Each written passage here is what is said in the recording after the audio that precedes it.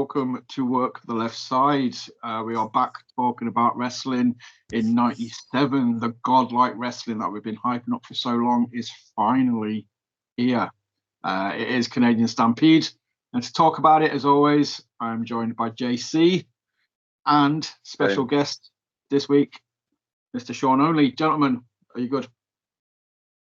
Yeah, I am absolutely fantastic. Thank you very much. Hope you're doing well. It's good to be back and all that. Looking forward to chatting about the old Canadian Stampede, one of my favourites. You good? Yeah, you good, forward to chatting about more 1997. Our godlike year continues. Finally, yes, we're finally here. This is the epicenter for the godlikeness that we've been talking about. It's been hit and miss up this far. There's been some great bits. There's been some bad bits.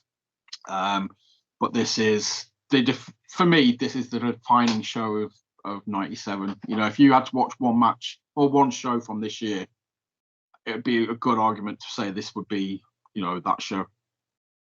Yeah, quite possibly.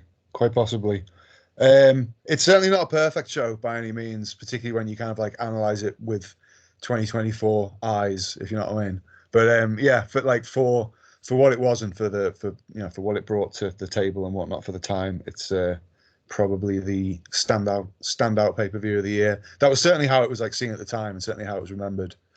I feel like it's not quite as like it used to be talked about all the time. It used to be like massively discussed in all like the wrestling magazines and whatnot. But I feel like it's maybe not quite as well remembered now. But yeah, it's still like the classic '97 pay-per-view. Yeah, we've been looking forward to this one for a while, haven't we? Doing the '97 podcasts, and it's interesting because it's so famous. And I watched it. The main's obviously amazing. We'll get to that, but I feel I was slightly underwhelmed compared to what we were expecting, especially because we were thinking like this was going to be the show of the year, and we've seen so much incredible stuff already. So it's interesting to see how you two think that it compares to the rest of '97 and the show itself. I agree. I think there are holes in it as well, looking at it from today's perspective. It was a completely different like landscape, atmosphere, and just a completely different like wrestling was seen in a completely different way back then as well. You know what I mean? Like the things that you pick out and analyze and notice today, it's just like I just don't think that people were really considering those sorts of things back then. So you know what I mean? It's like I say, by today's standards, there's sort of issues, but like I don't think that they were the case. They were the case at the time, if you know what I mean. Although I did feel the same way about it that I did when I first watched it. And then I got into wrestling, and like I was like, everyone says, "Oh, it's a legendary pay-per-view. It's one of the best ever." And I was like, "Oh, okay." And then when I watched it again, I watched it today actually. I was like, "Okay, yeah, I feel about it how I did the first time I watched it, which is still very positive." But yeah, we'll get to that. Yeah. Can I go out? Yeah, a little tiny like bit of backstory about my history with this pay-per-view, because like I'd kind of fallen out of love with wrestling a little bit. Around that kind of teen years when you start going out and doing going out type things. So wrestling didn't seem quite as appealing to me. And also it was like around about 95 when it kind of got a bit shit as well, like in terms of the mainstream. Not that there wasn't good stuff in 95 as well, don't get me wrong, but like, obviously Mabel headlining pay-per-views and Dungeon of Doom and WCW and stuff like that. It wasn't the best period. So I wasn't really I didn't really have any clue what was going on in the world of wrestling at the time of this pay-per-view. And it was really soon after this that I kind of got into WCW, because I just like happened to catch it on like a German channel at my sister's house. We didn't have Sky Sports or anything like that to watch WWF. Kind of got back into WCW, and then fast forward a couple of years, and when I became a bit more like nerdy and obsessed with wrestling, hearing about this pay-per-view, like James attested to before, it was seen as like really legendary. I think it was like top of the pay-per-view of the year awards and whatnot in all like the wrestling magazines and the Observer and all that kind of stuff. So when I got into tape trading in like the early 2000s, very late 90s, early 2000s, this was like one of the first ones that I picked up. I think possibly I was maybe a little bit influenced by this is seen as one of the greatest pay-per-views. So I was watching it with like that in the back of my mind. Like I'm kind of meant to love this. So I think I was possibly more favourable to it than I would have been had that not been the case. But I think it's also worth bearing in mind that like part of the reason why it was so legendary and why it was so like well received at the time was that how just unusual the crowd was. Topical as well, given the most recent WB not pay-per-view premium live event in what was it? Marseille? No, Lyon on it in Lyon. But yeah, I've waffled for too long. Someone else talk.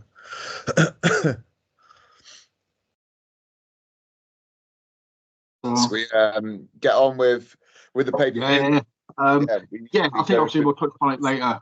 I think, like, so what makes it memorable is, we'll just shout it out right now, is the fact that the audience are so into it. Like the hard cam shakes, at various points of the show because the crowd are just that loud. Yeah. The only other thing like it really, for me, there's two other examples. That's the CM Punk versus John Cena in 2011 in Chicago, and one night stand Cena versus RVD. They're the only two I can really compare it for that just rowdiness. Which as well, like I say, the recent one in Lyon from the other day. that was crazy. But what's interesting about all matches you just mentioned there, Nick, they've all got a similar thing going on where the match has kind of been flipped, like the baby face has become the heel. Because ECW one, John Cena was suddenly the heel. He was big baby face usually, and same with John Cena and CM Punk. It was similar thing. So yeah, that seems there as a promoter, I should learn that. If you want to get the best reaction ever, just switch your baby face and heels in the main event, and it will work. Dude, have a show in Birkenhead. Have a word with Pete. See if you can sort something out, and have Sean Only, as the hometown boy. There's your flip right there. We'll do a Liverpool show. Right, so yes, In Your House, Canadian Stampede. It was the last In Your House of the year that ran for 2 hours. Every other In Your House after this basically became a pay-per-view. But it starts off with the King of the Ring 97 rematch. You had Mankind versus Hunter Hearst Helmsley. Mankind is now fully face. He's got that sympathy push, and the fans are totally behind him. And he wants revenge for the shenanigans after King of the Ring. Yeah. Sorry, go on, Boris. They always have great chemistry, these two. We've just seen them at King of the Ring. Great match, but I think compared to the King of the Ring one, it wasn't quite as good. It's not as good as their later matches in '97, but it was still good, and it progressed the storyline, which is what it has to do, and it's going to obviously turn into him doing Dude Love in the cage match. I thought there was a really good hype. Sorry, yeah, I thought there was a really good hype package as well. The little video package before the match started. Because obviously we used to, by the standards of today and like the production of WWE, like in modern times, we're kind of used to those hype packages being like, whoa, like proper kind of Hollywood movie standard. I think this is kind of one of the early ones that that really stands out as being a really, really strong video package. It was before like regularly there were like really, really good ones every kind of show. Yeah, so, I meant to cut that out actually. So that, they got cool. Like there's no, it's not black and white. It's just a grey area. The heroes become villains, blah blah blah, that kind of sort of stuff. Totally set the picture up for the show. Kudos on that. That was definitely sort of a standout part of it as well. But no, I preferred this match to the King of the Ring one personally. But oh really? I can't see why. I just think it evolved the story a bit more. I think, I don't know, just Mankind was boss. You got the elbow drop off, to the outside. That hip toss into the steps out on the outside as well. That was just, I just like this, the storytelling behind it. Once he landed on the steps, that's it. His legs are, open season on Foley's legs. But it was the little touches as well, like when Foley did the running knee into the corner and he sold his leg afterwards. He'd never let you forget. He's got a gnarly leg. Trips was bumping like a boss as well. Yeah. Like he took a suplex on the ramp. took like a crazy bump to the outside, and then like another one almost immediately afterwards.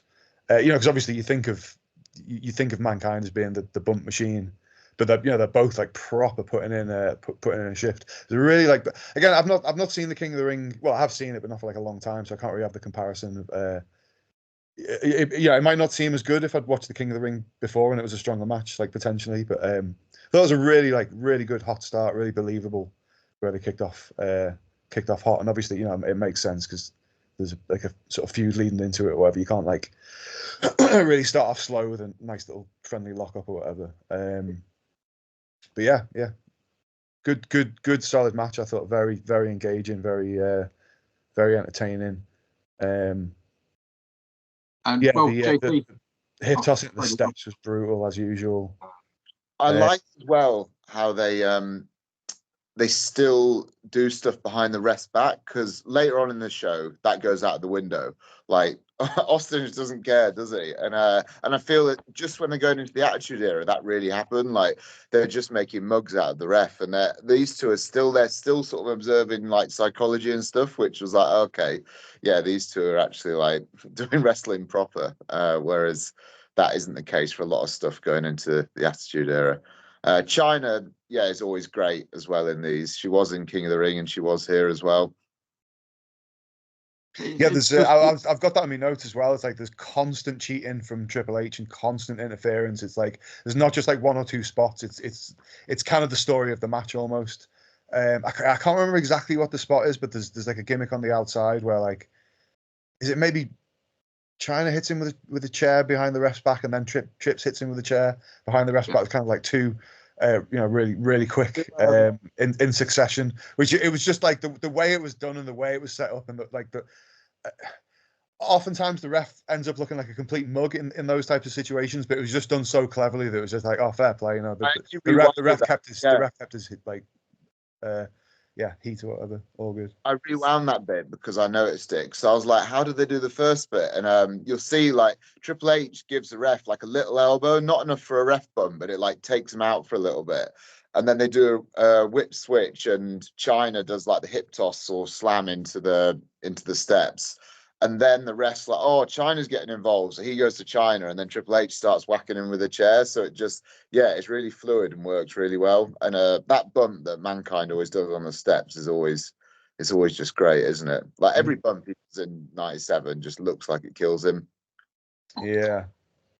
Something else I've got on my notes here as well, and this is something I always try and get over in training, not to go back into teacher mode or whatever. But Triple H is like showing a really great example of how to get people to hate you during the heat without the heat being boring, because that can sometimes be an issue. You know what I mean? If you're trying to put heat on someone for like multiple minutes, like it can't be tedious. It can't, like, the crowd can't like stop being engaged. But if it's too good and it's too exciting, then they're not going to hate you. It's going to be like a fun time for them, if you know what I mean. It's a very difficult sort of line to walk, and Trips shows with expertise like how great a heel that he is, and it's a great example of that. Definitely stealing the game, and also just I don't know if it was intentional, if I'm picking up on stuff that if I'm over analyzing, but like the chair shot from Trips behind the ref's back, it looks like it was set up, Mankind was set up perfectly for just a generic chair shot to the back, but he didn't. He swung it low and aimed for the leg, and again it's just that continuation. It would have been very easy just to do a normal chair shot, and it's not very often you see chair shots to the knees on the outside, but yeah, it just, again, it was just a little thing that sort of set it apart. Pebbles. Oh, Pebbles. We got a run in. Oh no. But I for wonder me, when we get a guest appearance from the Pebster. Yeah, I usually do it downstairs actually in my office, but I did it up here today. Maybe in a mistake with Pebbles around. It's all good. Always welcome another party. Well, how noisy she is. But dude, we've been watching pay-per-views so far this year. We are so used to WWE or WWF starting off shit or slow, and then the trajectory is match quality gets better and better and better as we go along. This is the best first match of a show so far, WWF wise. Oh wow. They hit the ground. They It's hit the ground 97. running on this one. Yeah. Is that true? Yeah, it probably is. I can't think of another first match that is better than this. I can't really think of any other like really good first matches that we've had. No. They didn't go in. They didn't at that time. It started off slow or low. They set the bar low and gradually got it higher and higher, didn't they? They didn't have the mindset back then of setting the bar for the rest of the people to follow. It was a slow burn up until the main event. Yeah. Maybe this one didn't need the slow burn, so they're just like, right, let's just go out and hit the ground running kind of thing. Oh, isn't it? So yeah, I think everything just needs to just get out there. They did have a match before this, actually, a dart match. So the crowd got one. I looked up earlier. It was the Godwin New Blackjacks, which possibly wasn't quite as good as this match. It's probably why they left it off. Didn't want to besmirch the actual show. Like you got Barry Windham, you got JBL. The thing is, like, speaking to like the quality of the match. And again, this is going to be a theme throughout the entire show, so apologies if I end up repeating myself. But like, there's different ways that you can analyze like how good a match is, like different criteria or whatever. Like, is it how good the moves are, how well executed the moves are, like how good the story is, and all that kind of stuff, or is it like how much the crowd are reacting to it? You know what I mean? Or possibly like something of a mixture of the two. But the crowd absolutely buy everything in this match, like hook, line, and sinker, to an extent that you very, very, very, very rarely see. So again, if we're judging the match on the criteria of like how engaged are the crowd, it's a 10. It's a 10 on 10 by that measure. But again, that's the theme throughout the entire show, because the crowd's fucking nuts. Are we allowed to swear? Sorry. Yeah, go for it, mate. Of course, I think the crowd just have, the fact that the next match we're going to talk about just got put straight onto a pay-per-view. There's no build up to it. These guys hadn't been introduced slowly on Raws or anything like that. The next two guys we're talking about in a second. We need to rate this match first. So I'm getting ahead of myself. So out of 10, JC, you're used to the rating system. What would you have rated this match? What did we give King of the Ring? Or I think I gave King of the Ring. I think I gave it an 8. So I'm probably going to give this 7.5. So I think I was the other way. I think I gave it 7.5. I think I rated it a little bit lower than you. So I'll flip it. I'll go 8 on this one for. Okay. Pete's already said it's. Am I meant to give a rating out of 10? Is that the gimmick? Like, yeah, you don't have to. I mean, me and JC do. No, I'm here to play the game. I'm here to play the game. That was my Trips impression. Well, see, the thing is, right? Because the finish is disappointing, isn't it? Because it's like, oh, we're expecting a proper finish to an amazing match like this, but then it's kind of not disappointing because we have all the afters going on throughout the show, and it keeps on cutting back to this. So it's like I'm taking into account that those afters is kind of part of this match as far as I'm concerned. You know what I mean? So I'd probably go like 8.5. I reckon. I think it was wonderful, and like I say, there's that sense of like, oh, that was a bit disappointing with the finish. Then it keeps coming back to it, and it's like, oh, cool. That wasn't disappointing at all. That was awesome. But like I say, I've not seen the King of the Ring one in a long time, so that might have made my score different. But who knows? Who knows? Yeah, I just really like that King of the Ring one. It just built up so nice. But this was good as well. I think maybe I judged it more harshly because I'd liked that one so much, and I think I did like it more than you. Was it the final? Was it the final of the tournament? Final of King of the Ring. So I guess there's more at stake, and the finish is better as well. But you're right, the brawling was good. Takes some bumps in that. It takes back body drop on that thing on the outside, and he's bleeding, isn't he? So if you include that, maybe I'd bump it up to an 8. Yeah, they go back to it at least two times or maybe 3 times. Yeah. And again, you got the big kegs going into the Attitude Era, the brawling stuff, like that's only just starting that. Hey, I'll tell you what else. This has only just occurred to me now, but because the match with, and again, it's been a long time since I've seen this, so apologies if I'm incorrect, but the match with Piper and Goldust from WrestleMania, that's 97 as well, isn't it? That's the same. That's WrestleMania from 97, because that's another match where that's WrestleMania 12, 96. Oh, is it? Yeah, oh, okay. 96. Right. Okay. Well, what I was going to say was, because that's another match where it starts as a match and then they kind of keep going back to it. So that's like a bit of a theme for 97, a theme for 96/97. Because if you think about it, that's not something you see very often, is it? Do you know what I mean? If ever, like.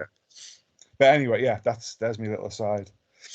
We had a really cool promo after this. There was like a really cool Austin Hart promo building hype for the main event.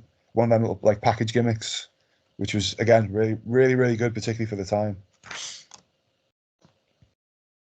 So yeah, again, I think they knew they had something special with this. They had to I think the pressure was on though. They kind of had to be so smart about what they were doing, in the sense of they're in Hart territory. There was one where they sort of showed a bit like the Canadian Stampede Festival thing, walking around, and when Brett said they're like they're royalty in Canada, you was always kind of like, are you tooting your own horn? And then you see footage like this, you're like, damn, the Canadians loved the Hart. Yeah, definitely. It's that's the theme of the night. We'll get onto that in the main, but yeah, it's just the whole Hart thing on this. But next up, we have a teaser for the upcoming light heavyweight championship division talent. I can never say his surname right. Suzuki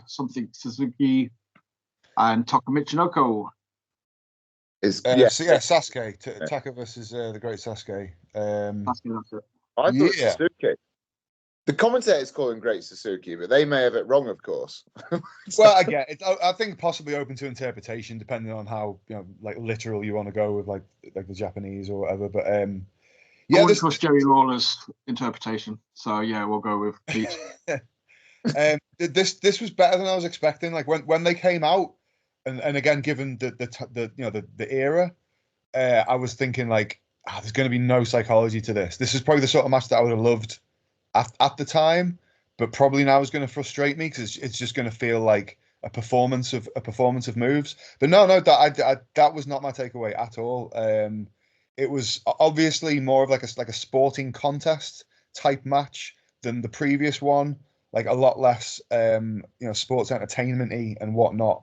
But no, it didn't feel like a spot fest. It didn't feel like a spot fest at all. It just felt like again, something always getting over to my trainees. If you're good enough, you don't necessarily need any more story than two people that really want to win and are both really fucking good at what they do. You know what I mean? That can be an incredibly engaging story if it's told right, and if you're both like good enough at executing the things that you do to make that story believable. If you get me? And yeah, that was definitely the case here. I thought this was really good. And I think that's the best story to tell in these circumstances. Like, they're coming in completely cold. Everyone else on the card has these long, like, stories.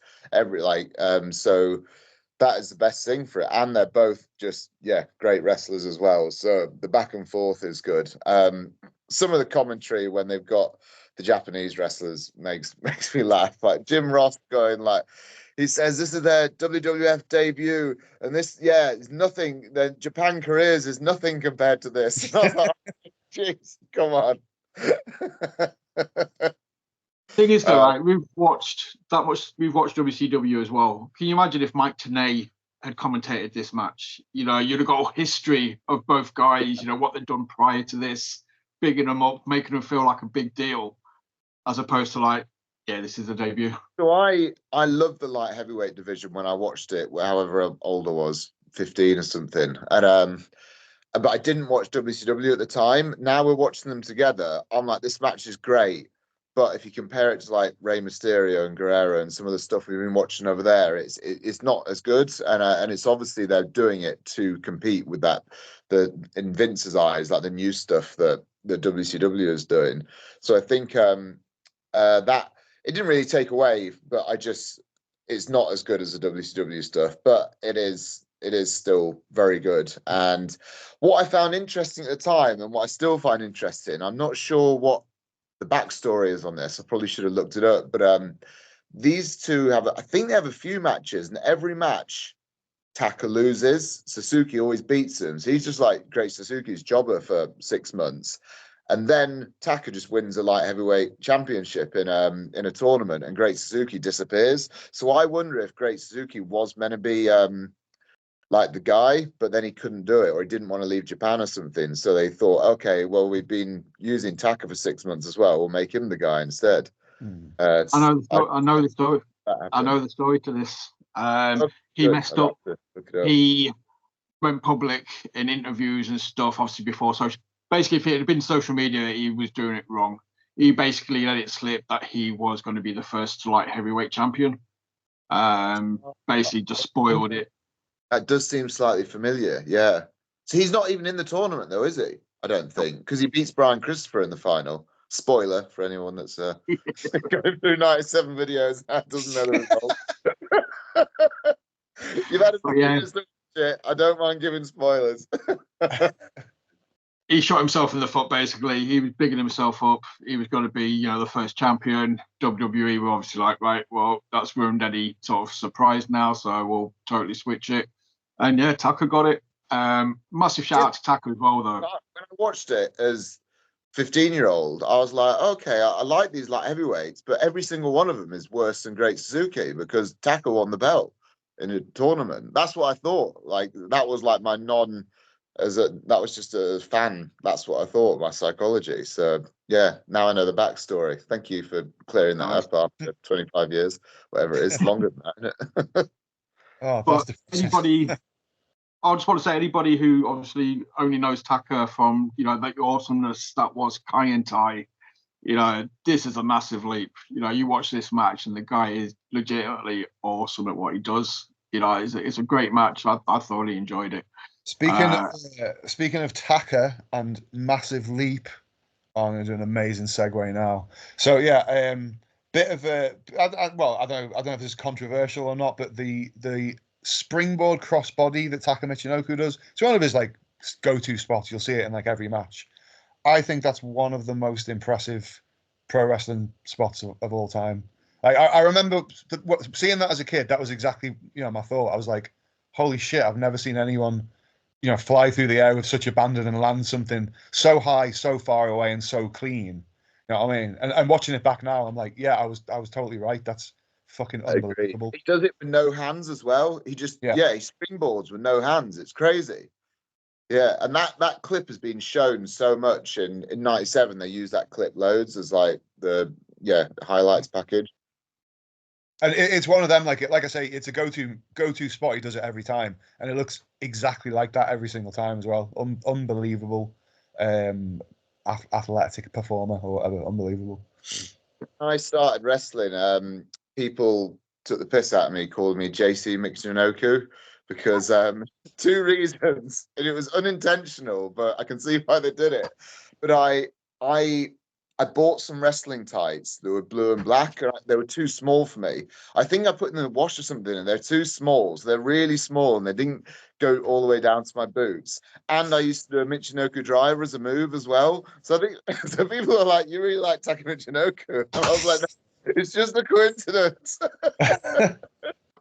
But quite an unusual sort of person for me to emulate with my look and wrestling style. I'm not really like Taka at all. I wanted to see a crossbody, dude. So I hope wait for you to tell me that. If I ever tried that, even in my younger days, if I tried that crossbody, I may not be here talking to you today. I can do it easy. I can do it absolutely easy. I just choose not to. No, I am joking. just to clarify. I'd break every bone in my body and probably several bones in my ancestors' bodies as well. Right, this is the hot take in regards. Obviously, we've rated the Mankind Hunter match. Obviously, this match had, as Pete, zero story. The only story was who's the better man. The fans were 100% into it as well, though. But for me, I enjoyed it as much as the first match. It's hard to compare them, isn't it? Yeah, because they're so different. Yeah. I want to give it an 8. It's on par with the first match for me. I could quite happily put this match on at any point and just watch it.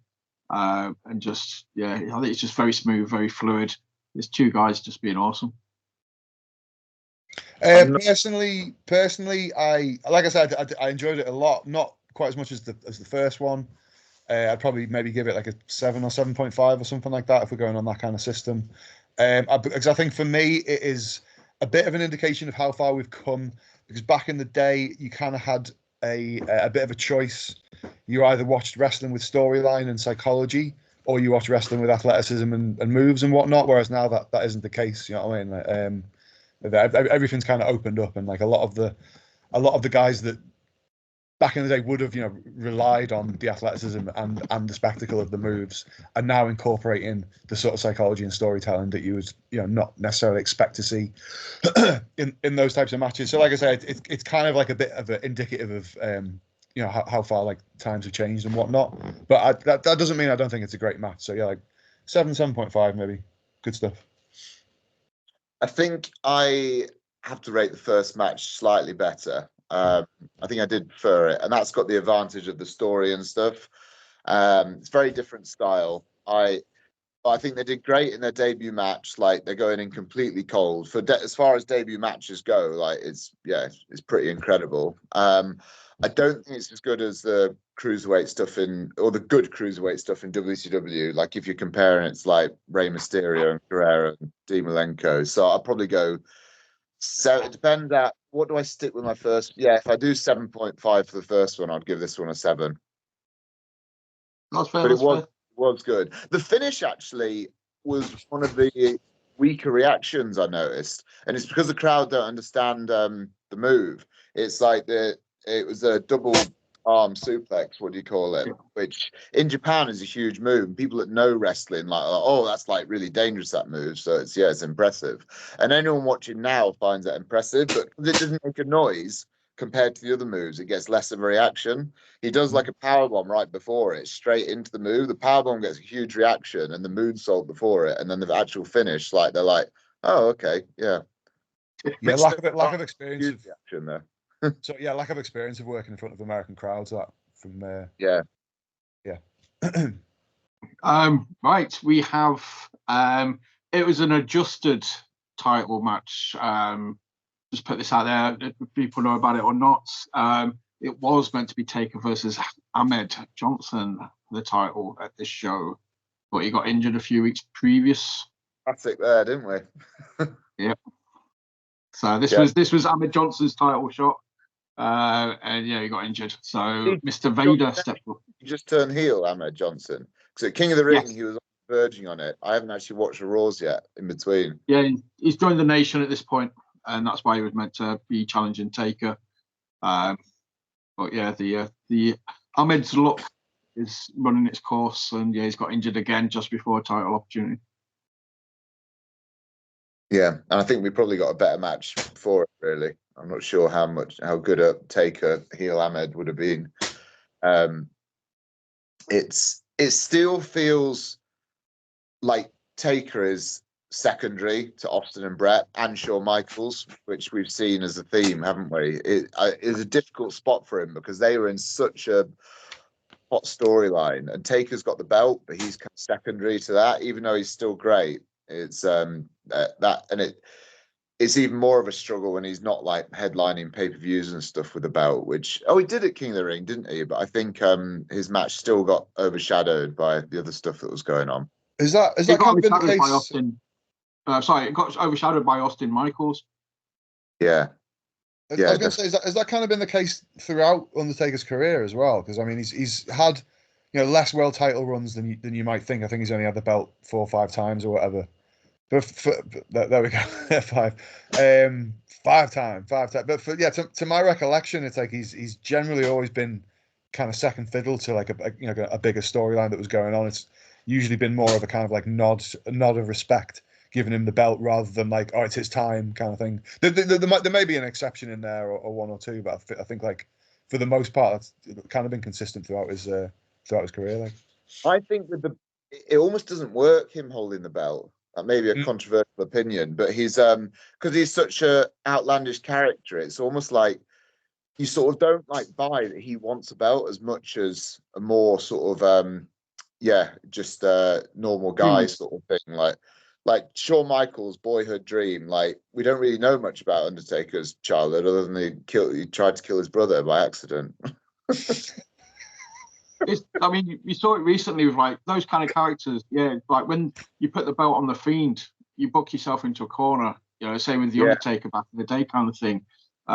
Those kind of characters. It's nice to give them the belt, but once you've given them the belt, what do you do? You know, what do you do with it? You've built them up to. So, I'm going to use a bit of a weird example because a lot of people don't like the match, but he's not headlining pay-per-views here when he's got the belt. And back in '94, he was headlining SummerSlam when it was Undertaker versus Undertaker. And a lot of people will say that shouldn't have headlined because Bret and Owen in a cage was so good. But I remember being really into Undertaker versus Undertaker, and I quite liked that it was the main event when I was 13. so it almost takes away for it. But yeah, maybe it humanizes him too much when he's got the belt, and he's kind of there to be in the more sort of fantastical storylines, especially in this era.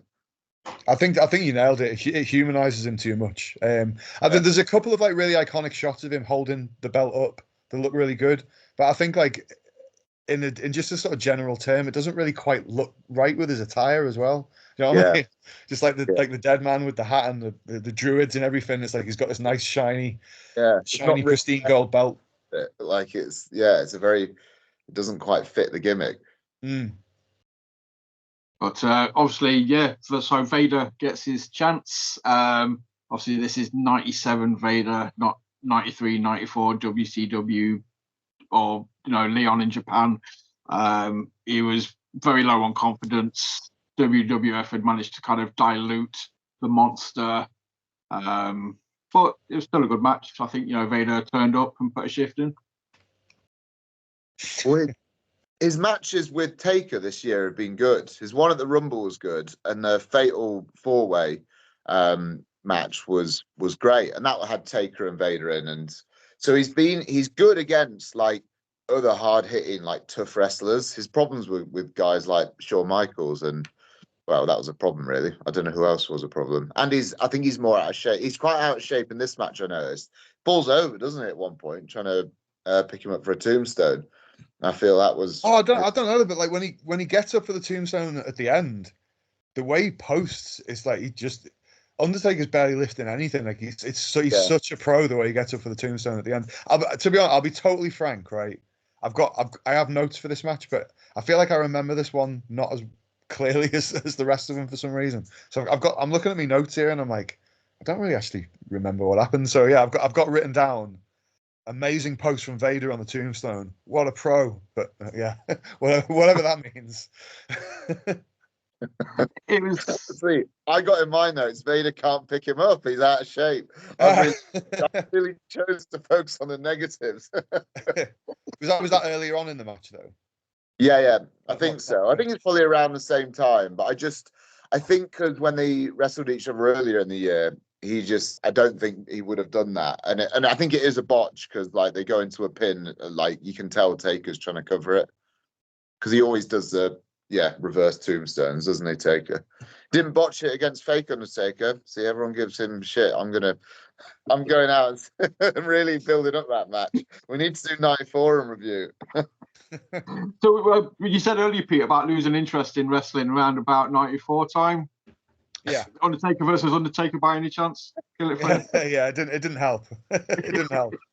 Because again, I was like what, about 13 or something at that point, 12, 13, something like that. When was that? Was that like Survivor Series 94? Was that? 94. That would have been. Right. Okay. Yeah. No, I was into like Nirvana and Guns N' Roses and Green Day and stuff like that. You know what I mean? It was like I don't know. It seemed very, very lame. It had gone too far, like lame, if you know what I mean. Like WWE wrestling's always kind of a bit stupid, isn't it? You know what I mean? It's kind of partly why we love it, but I feel like at that age, for that time, it just gone too far. Yeah, I was 11 and thought it was really cool. I obviously hadn't hit that bit. And Leslie Nielsen's involved as well, isn't he, in the build-up to it, which I quite like. Anyway, we're talking about Undertaker and Vader, not Undertaker. It was a Taker match in '97 title. It wasn't bad. It wasn't great. For me, it's probably the worst match on the show. That's my take on it. Probably the fans were still behind it though. The fans were loud for Taker. Both guys got the reactions. They got the audience participation, which I think probably lifted it. In any other show, probably would have given this about a 6. But with this audience, again, the hard cam started shaking when Vader went up for the Vader bomb because the crowd were just that into it. It gets a 7 from me. Most of them, like I said, I don't remember it amazingly well, but my notes sound pretty positive. Like Paul Bearer is fantastic throughout. Very high octane, high impact, big man match.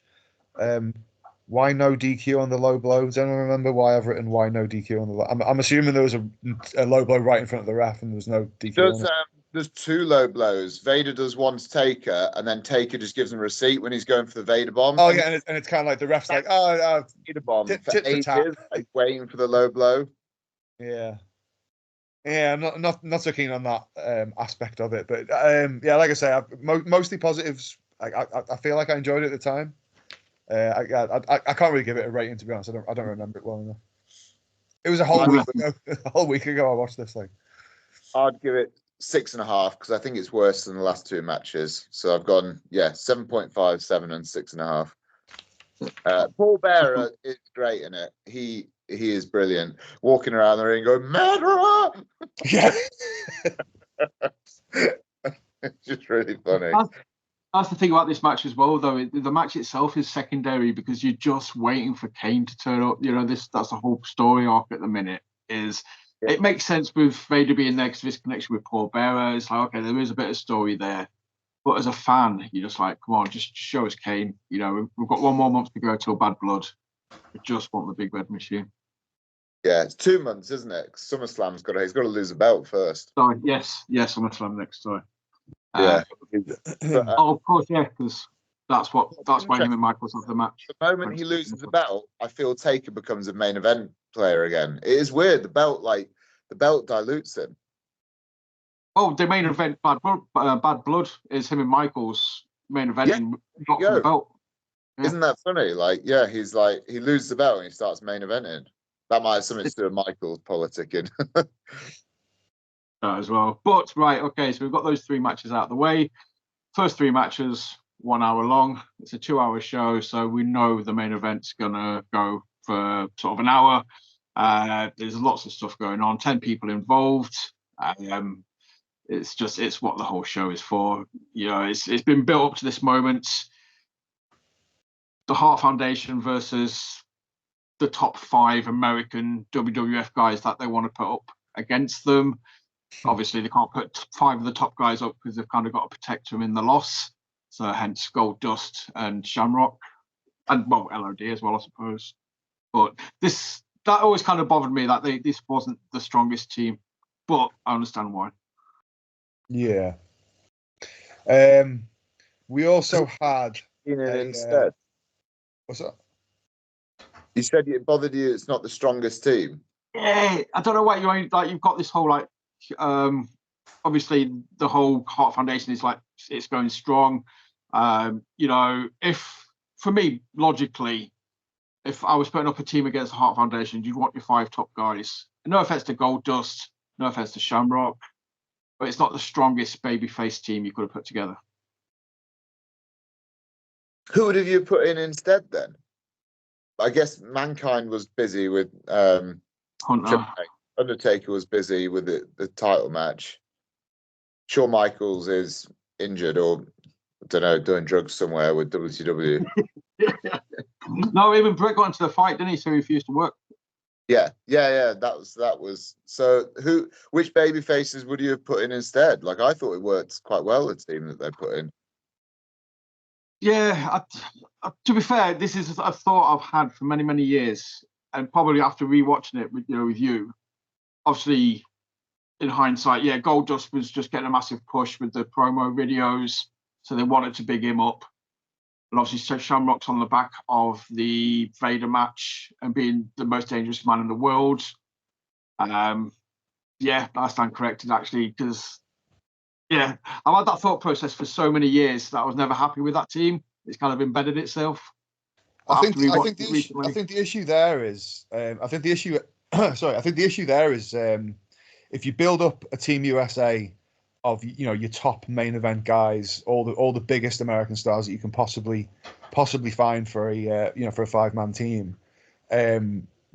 Other than Brett and maybe Owen at a push, like none of the Hearts like really seem like big AAA main event players. You know what I mean? But like Bulldog, Neidhart, and Pillman are all very kind of like mid card feeling, if you know what I mean. Obviously, Owen's been a little up and down. There's been periods where he seemed a bit top brass, but I think it would feel a bit lopsided if it was like a team of Austins and Undertakers and whatnot. Yeah, that's fair. And obviously, again, they wouldn't want to put the Canadian team over the USA team if that was the case as well, and it would kind of seem a bit odd if they did, I think. Yeah, I sort of know what you mean, but rewatching it, I actually thought everyone was cast perfectly, partly for that reason, because you've got the two top guys like Brett and Austin, you got the two top tag teams, and then you got 4 like mid carders who it all sort of gels well. Everybody, they're kind of like on equal footing, and it works for the psychology the whole way, because whenever Austin and Brett are in, it's like crazy. And they use like the mid carders to like bring it down slightly, which they need to get the good reactions. And even the entrances, like the way they escalate through the entrances, it's brilliant. Like it just builds up and builds up, both for the American team and the Canadian team. And also, I think it's slightly clever that everyone on the babyface team, well, the American team, because they're obviously heels now in Canada, but they're babyface on television. Everybody's slightly heelish in a way. Like I think like Austin obviously is, he's sort of breaking the rules. I feel like Legion of Doom, like they're a badass babyface team, but I think their look and stuff can be slightly heelish. Goldust, I think, he's coming off a massive heel run, and I feel to a lot of people still is. And Ken Shamrock, they haven't really established what they think about him yet. So I think it's quite easy for the Canadian audience to boo them, even though they're meant to be babyfaces on TV usually. Whereas if they had like Undertaker in there, not only is he a huge star, but the crowd will want to cheer Undertaker. Whereas I think everyone on that American team, they don't have a problem with booing. Yeah, definitely like by design as well. It's definitely smartly done. Like, obviously testament to the booking throughout the year. Really, it's all a lot of thought and a lot of care and attention is put behind everything. I think what JC's alluding to there is a testament to that. I think this is all like very very meticulously planned out in that way to elicit the exact response that they want, which is the response that they got. I think. No, I've got no issue when I'm wrong. Like I said, I harboured that logic for so many years. It came embedded.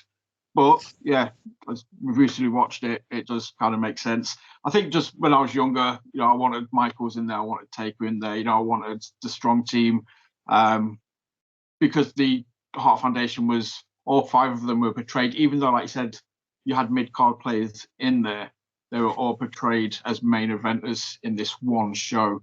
The entire team felt like a main event kind of thing. Yeah, makes a lot of sense. But you are right, obviously, the whole Gold Dust thing, it's still shady to me, that the whole heel is now a face because he's straight. So basically, we've talked a lot about this on previous episodes. The whole premise for his babyface turn was he spent 96 alluding that he was gay, and then he did an interview with him at the end of 96, and Jerry Lawler asked him if he's gay, and he says no, and everyone starts cheering him. And it's like, okay, so he's basically said he's straight, and now he's a babyface. It's so wrong. And what doesn't even get credited as well. So Lawler just asks him, like he doesn't say it in like the nicest way. Obviously, I'm not going to repeat what he says. Yeah. I remember this angle very very clearly, by the way. Lawler just asks him whether he is or not, and he's so offended by that question that he punches him in the face as well. Do you know what I mean? It's like, what the fuck message were they sending here? I know it was a different time, but like, still, gee, fuck. What was going on in 96? Yeah. Like at the time, you sort of thought it was quite a progressive. Well, I didn't even know what the word progressive was probably in 96, but it didn't feel backwards, but it was. Yeah. So, but like you sort of say, everybody comes out. I like the fact that the Hart Foundation got individual sort of entrances, and man, the crowd again, that hard cam is shaking. And then you think it's reached its peak, and then Brett comes out, and it's just like, man, if there was a roof on like that roof, I wouldn't have been surprised if it literally did just get blown off. Yeah, I've got here that Brett and Austin is one of the best pairings, wrestling pairings like of all time, like up there with Flair, Steamboat, Angle, Benoit. You know what I mean? Like there's not many. There's maybe a handful that you can put in that kind of category. Like they just gel so well. It's so perfect. Like the perfect storm, even just like down to like the size of their bodies and stuff, the way they kind of like mesh together when they lock up and have holds on each other and stuff. It's just mesmerizing stuff. Like it's my all-time. You know what I mean? They're the gods as far as I'm concerned. The gods. That's my all-time favorite pairing. I was trying to think of someone I preferred than them. I'm not sure if I can. Just that their whole thing from the end of '96 to all through '97. It's one of the best ever. Like it makes this year, doesn't it? Really. Yeah. Well, and like we saw it at the WrestleMania. It's a 10 out of 10 match. Their WrestleMania 13 match, you could put an argument for it to be in anyone's top 5, or even maybe the greatest match ever. You give me another match, I'm up for discussion about it, kind of thing. But it's just the chemistry those two guys had. I think it's before Austin broke his neck, so he's still able to sort of get close technically to Brett. He's able to work very technically sound as well as brawl. But it's his mannerisms. It's like he does something a little bit shady in this match, and he just looks out at the audience and smiles at them. You're like, oh, you little bastard. Yeah. Everyone's wrestling heelish in this match, aren't they? Because like the Americans are many of the heels. They do it well because they've got it. It's difficult because they've got to present a different story to the TV crowd, to the live audience, and they managed to do it. It's because I remember watching it, still liking the American team and being like, those Canadians, made me a bit xenophobic. But then British Bulldog was on the Canadian team, so I was still annoyed at him. So I was being xenophobic against my own country.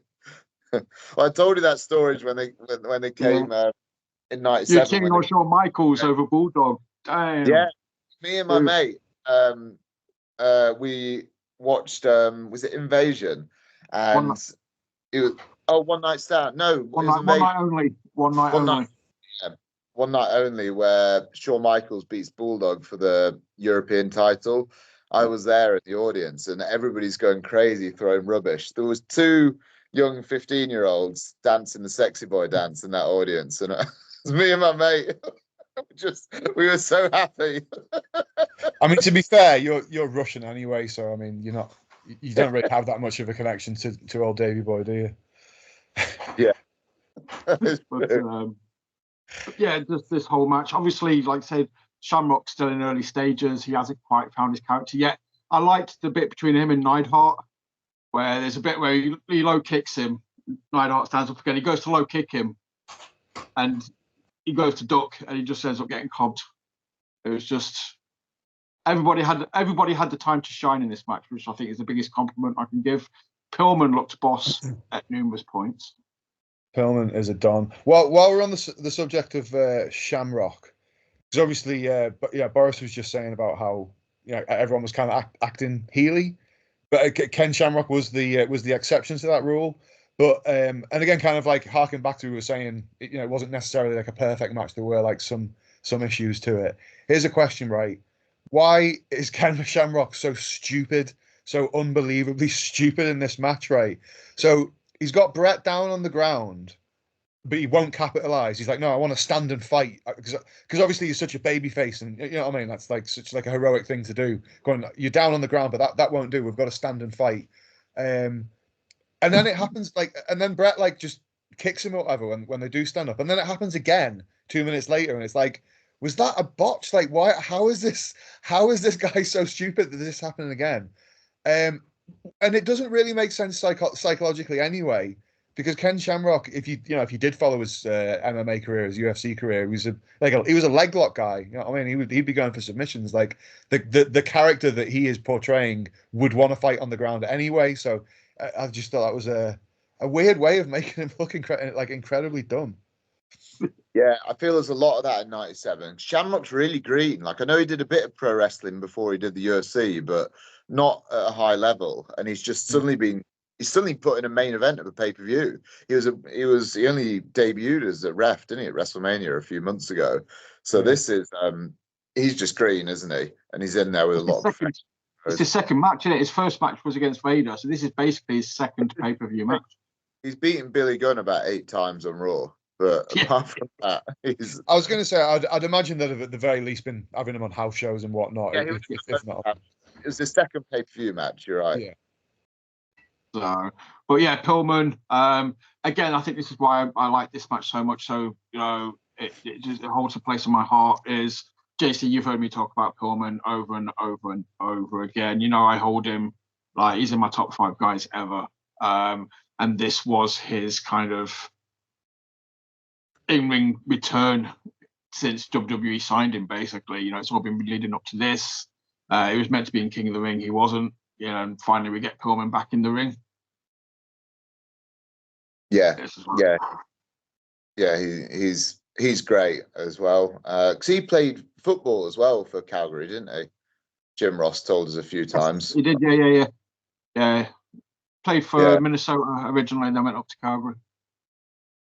I've got written down Pillman as a Don. Tragic we couldn't see more of the loose cannon character.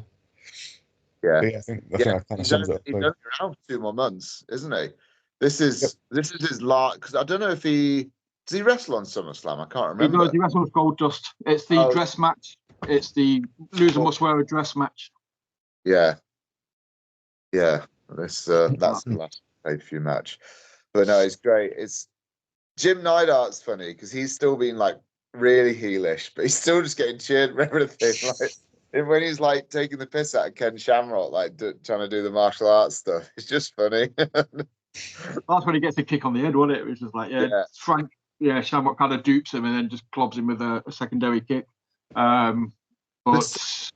early on in this, it's just like everybody's getting in the ring and like just going to do my finisher, but it works because of the match, like, and because you can have people just break up the finishers. But it's like Bulldog does his power slam, Legion of Doom do their Doomsday Device, a stunner. There's I think everybody's like pretty much doing their finisher like sort of mid-match, which is funny. I also like the fact that they kind of nodded back to the Survivor Series finish when Austin puts the $1 million dream on Brett. You got the turnbuckle spot, falls back, but this time Austin kicks out. Isn't it? That's in the first like couple of minutes. Yeah. That's paying reference to the Survivor Series. That's already like, oh, okay, here we go. Right, yeah. We know what to expect. It's just going to be full of, like say, close finishers, finishing moves, everything going on, brawling on the outside. You got Bruce Hart sat waiting to get in the ring. He's itching to get involved in some way, shape, or form. I love. He always wants a bit of the action, does Bruce, doesn't he? He's always trying to get his oar in. Bloody Bruce. Wants a job, doesn't he? He's just like anytime the camera is on him, he's just giving it absolute maximum beans, like he's like on an audition or something like that. Yeah. Because Bruce was originally meant to do Owen's role, wasn't he? Like feuding with Brett, and Brett was like, "No, don't do it with Bruce." Like Bruce wrote the story, and he brought it to Vince, and Vince was like, "Yeah, it's quite good." And Brett was like, "Yeah, no, it's really good. We're not doing it with you, Bruce," which is the right call, but it's really harsh.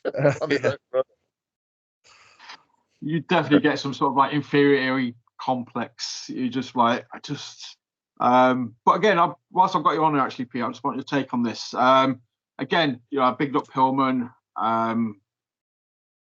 On any given day, I will say Owen's better than Brett. I always enjoyed Owen more than Brett, but that does change. I think they're on par for me. But who was the better heart brother? Just whilst I've got you here, who's the better out of Owen? Well, I mean, there's only really 2 to choose from. Owen or Brett? Bruce. Bruce all day. Team Bruce #. Like Brett for me is the greatest in-ring performer of all time. No one ever has been able to touch him. The list of people who had their best ever match with Bret Hart is astounding. Like yes, maybe Owen could execute some moves crisper. Maybe Owen had more athleticism potentially. Like I don't think that really means anything. Do you know what I mean? Like I'm not saying that Owen wasn't fantastic. That's absolutely not the case at all. I think Owen is unbelievably good. Like in terms of movement and like psychology and like all that stuff. He's fantastic. But like it's not comparable to the level that Brett brings. Like they're two completely different. You know what I mean? Like obviously sometimes like people are pushed when they shouldn't be, and sometimes people should be pushed when they aren't. But I think the positions that Owen and Brett had on the card was indicative of the reality of their. You know what I mean? Overall skill sets, overall package that they brought to the table as a complete pro wrestling package, sort of thing. Yeah, in my opinion, at least. I'm Team Brett. Like Owen's great, but I just think, and especially rewatching '97, Brett is just. I think he's the best of all time now. Maybe Austin, who's probably my favorite, but we went through '97 on one of these episodes. No, sorry, the '90s, and we were just like, okay, '91, Mr. Perfect, probably match of the year. '92, Bulldog, match of the year. '93. Who did he wrestle in '93? That was percent. I can't remember if it was a match of the year. Was Pipe in '93 or '92? That's '92. That was '92. So yeah, arguably that was the best one of '92. '94, Owen, a lot of people's best of all time, WrestleMania 10. '95, he had that match with Diesel at Survivor Series, my personal match of that year. Iron Man match '96, a lot of people's favorite match of that year. Then this year it was Austin. Like it's just, who else has that? Like just dominated, like from a work rate perspective, arguably one of the best matches of the year for every year. He was in WWF that year. I don't know about '90. He was still in a tag team then. But Jim holding him back. Yeah, damn that Jim. I mean, even then, going back to sort of like 88, 89, some of the matches with the Bulldogs and whatnot. And with the Brainbusters, there's a few Heart Foundation matches that again could easily be like, there you go, there's your best WWF match of the year. Yeah, I wonder if the match with 1-2-3 Kid was '93. That's a great. 94. That was '94. That one from Raw. That was Raw. July Raw. Yeah, '94. There was a couple of really good ones. He had King of the Ring that year. To be honest, I forget who off the top of my head. But yeah, again, if you go through '93, guaranteed there'll be at least a handful of contenders. That whole King of Ring performance, it's it's Mr. Perfect, Bam Bam Bigelow, and Razor Ramon's the first one. So yeah, all those matches are really good, and he's feuding with Jerry Lawler a lot as well, which was good too. Just clock the time, Pete. I apologise. Main event is it a 10 out of 10 match purely because of the show, because of the atmosphere? I know it's not perfect, and because it's not perfect, can it be a 10 out of 10, or does it not matter? And it's a goddamn 10 out of 10. I gave it 9.5 because I think the WrestleMania match with Brett and Austin is a better match than this. That's the only of the 10 we've given this year. And what does it drop half a point for? Shamrock being stupid. Why did Austin and Owen both leave to then come back to not affect anything that actually happened in the match? If I was watching one of my trainees have a match and they did that, there was a big occurrence that happened and it didn't lead to anything. Yeah, I'd be like, yeah, lads, what are we doing here? I think that's what it loses half point for me, was they could have executed that better, because Austin comes back and then Owen comes back and there's a hot tag to Owen, and it kind of falls on its arse a little bit. Like they don't care. That should have been like Owen's big hot tag. Then they should have been doing the brawling, and then the schoolboy. I actually felt the finish was slightly flatter than I remember. It's just everything else in the match was just amazing. But the reaction when he does pin him is good, but the quote-unquote hot tag to Owen and the bits leading to it weren't quite as good as I remember, but it's still amazing. But I think that's why it lost half a point for me. Yeah, I'd give it 9.5 because of the spectacle, because of like the historical value, because of the crowd, because of it's at the entertainment value and whatnot. Like, no, it's not perfect, but entertainment wise and whatnot. Like it's as close as you're going to get. Yeah, the same 9.5. Can't rate it the same as the Austin Britt match purely because of how great that match was. So by default, it drops down half a point. But overall, a very good show, very enjoyable. They said far from perfect, but I could watch probably any of those 4 matches at any given point and just enjoy them for what they are. Fair. Yeah, I would agree. Great Normally show. with WWE, Great show. normally so far we've had shows where we're like, right, you don't have to watch the first half of this show. It's just rubbish. Just watch this match or just watch this match. I think with this show, I would recommend you watch all of it, watch all 4 matches, and just enjoy it. I would say with as regards to this show as a whole product, as like a 2-hour product kind of thing, like regardless of whether the matches are good or not, which they are, but like regardless of whether the matches are good or not, it's a must see. Like everybody has to see this for the for the historical value and just taking, like you say, taking in the whole show as a single thing kind of thing. Definitely. So I think the 3 matches leading up to it almost add to it a little bit. They build up. One thing I found slightly weird, the video package to the final match started off with Nation of Domination and like Disciples of Apocalypse and stuff. They're just talking about gangs, and that led into Heart Foundation being a gang. And I was like, why did they mention them? That was a bit weird. Because I thought there was another match. Just trying to give them some screen time. I think those guys are sort of falling on their arse at the minute, so it's like, we'll just put them on there just to. Well, I was like, I'm getting ready for like one of the best matches of all time. I don't need to know about the Los Barricas, but I think to summarize, because I've got to go get my tea now. To summarize, the whole show, I'd give a 9.5, and it's like the show itself is greater than the sum of its parts. Do you get what I mean? Yeah. The matches all together, aren't a 9.5 collection of matches, but the show is a 9.5. Must watch, absolute recommend for me. Yeah, great. Yeah, it sounds weird to rate individual matches. Just rate it as a show. I'm not going to tell you to watch this match or that match. Just watch the card, enjoy it, embrace what it was, and it's still amazing. I just love seeing the hard cam shake. That to me is just wrestling. That's just energy and it's just passion. Yep. Right, Pete, you go get your tea. I'm pretty sure I'm going to talk to JC for 5 minutes about this Thursday's True Grit show. And seeing as you're suspended, there's no point in me hanging around really for that, is there? Because I'm not fucking booked on this fucking Thursday's True Grit show, isn't it? But anyways, I will love yous and leave yous, gentlemen. It's been absolutely fantastic. We've talked about that, offline. And you're not off the shows indefinitely, but you are suspended. So that's all we'll say on here about it. Okay, that's all I'll say for now. All right, chaps, it's been real. I'll catch you soon.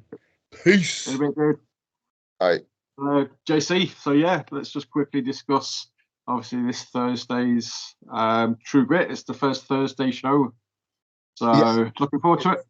Yeah, it's a really good show. I'm very much looking forward to it. We've got some huge matches.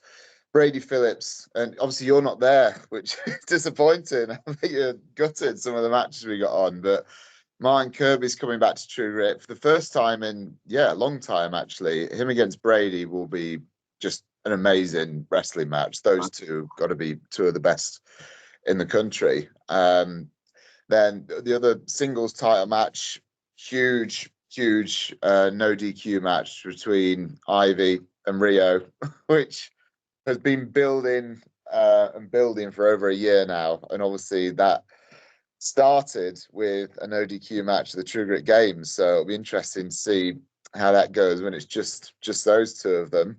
Unfortunately, this is an exclusive, which it's bad news actually, but Lana Austin is injured, sadly. So she won't be against CZ. I'm currently speaking to people about replacing Lana, so I don't want to confirm that on here until it's confirmed properly, but that should be coming out tomorrow or the next day who that will be. But obviously ZZ is great, she will definitely be there.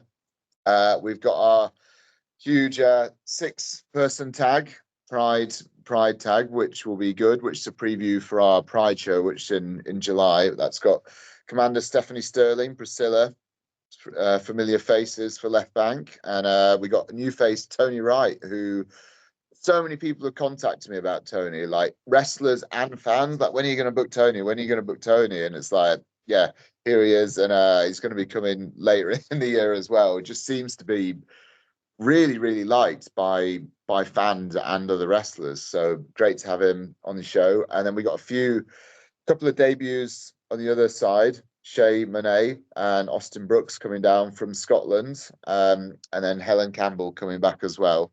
So that should be good.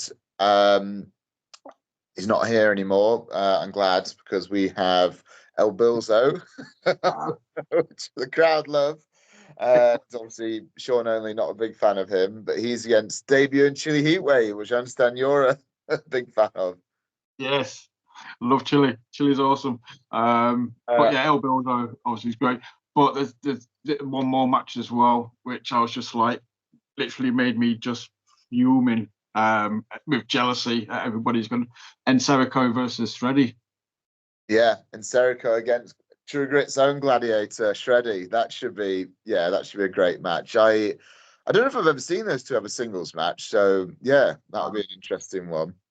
And the 2 out of 3 falls, a Misery Business finally going to get the titles, which, I love Crash Boat, but when the ladder match happened last year, my money was on, Misery Business are a True Grit tag team for me. So as a fan, I they are a True Grit. I mean, arguably Crash Boat are a True Grit tag team as well, because they originally weren't a tag team. They were 2 singles wrestlers, and I think it was originally Grapple we put them together, but Grapple was almost like, was partly it became True Grit happened, and then I ran Grapple for a bit, and then Grapple sort of became True Grit when I parted from Grapple. So I'd say Crash Boat is a True Grit team as well. But regardless, that match is going to be incredible.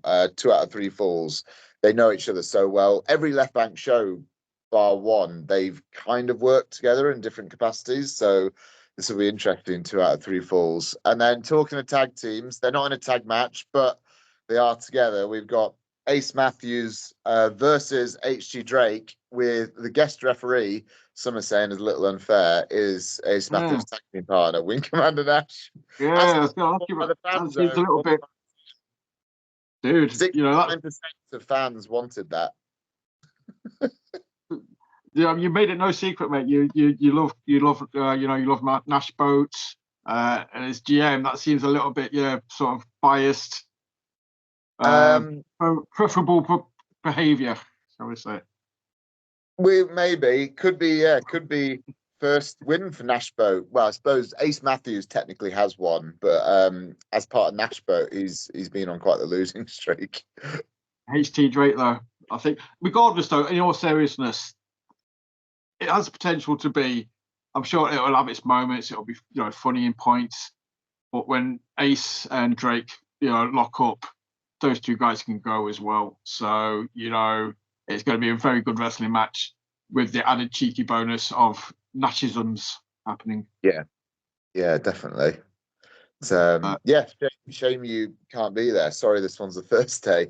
Which I'm sending my oldest. I'm sending my oldest to represent, so he'll be there. It's fine. And it is a little. I know a few fans have been caught out by the Thursday, and especially because there's train strikes. So I would like to, apologise to anyone that is in that situation, because I know it's a change to the norm. It wasn't. The decision was either a Thursday in May or no show at left bank, which I chose to make sure we have consistent shows, and I really appreciate that some fans, they've just gone above and beyond. Like, some fans, because of the train strike, they're getting like buses over and staying in hotels, and it's just, there's a couple of fans doing that, which is, hats off to them. That just shows the level of fandom we got for True Grit, and it's amazing. No, definitely, dude. So it will be an awesome show. I'm going to wrap this up and let you go, because we're getting to the point where I'm not going to be able to edit it. So I just wanted to talk about True Grit. Obviously on Thursday, I always like to mention it whenever I've got you on, pick your brain a little bit.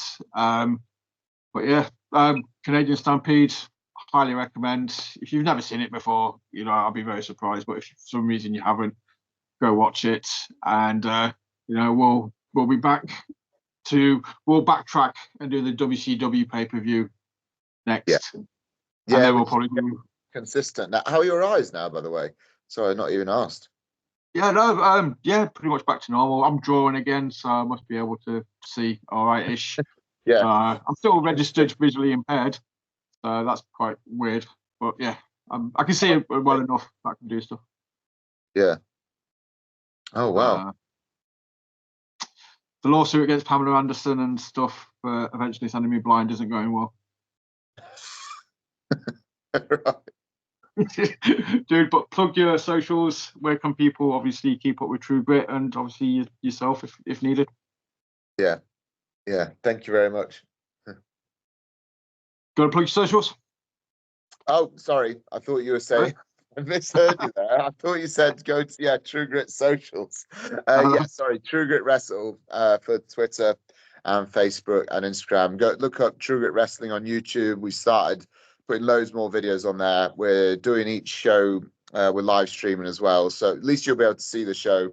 Yeah, this weekend if for anyone that's not there this Thursday. And I don't know if you saw the Mayhem quality, but we've got it good now. After a bit of a disaster on the one previously, I was really happy with how me, I'll always be honest about my own product, whether it's good or bad. And Mayhem was really good after quite a disappointing product the show before. So I'm really happy that we're going in the right direction.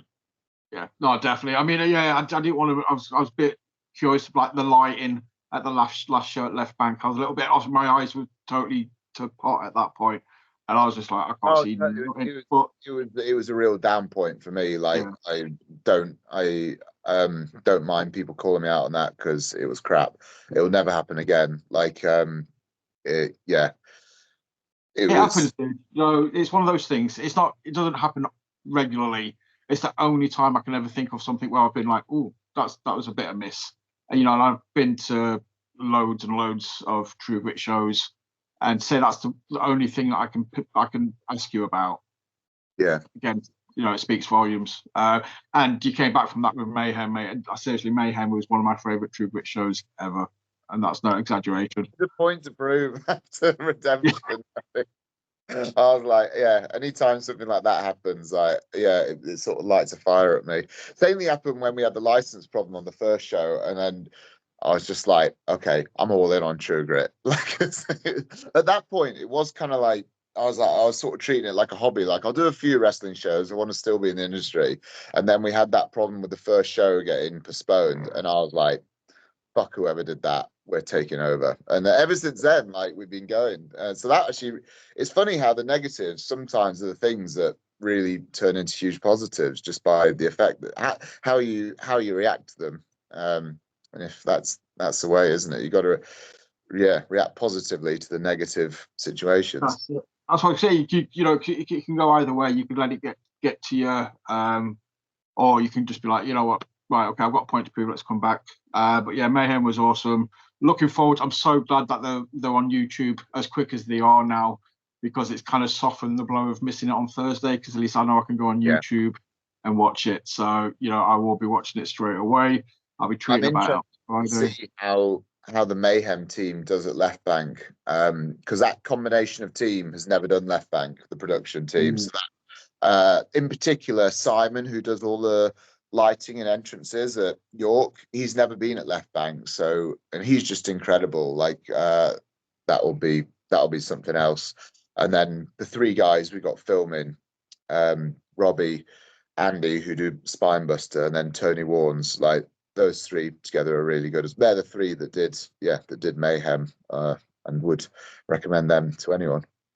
Awesome. Right, dude, I will let you go. Everybody else watching, thank you for watching. Hit like, hit subscribe, share, comment, do the generic stuff you always do. Join me back on Wednesday. Well, I'll say Wednesday for me. It'll be Thursday or Friday for you whenever I upload. I've got the jester J. Rowe Lewis on, so I'll be talking to him. And if you're at Planet Wrestle this weekend, say hi. I will see you there. And dude, yeah, if you're at True Grit, have a beer for me, pour one out, and just work the left side for me. Cool. Thank you. Dude, thank you very much. All right, cheers.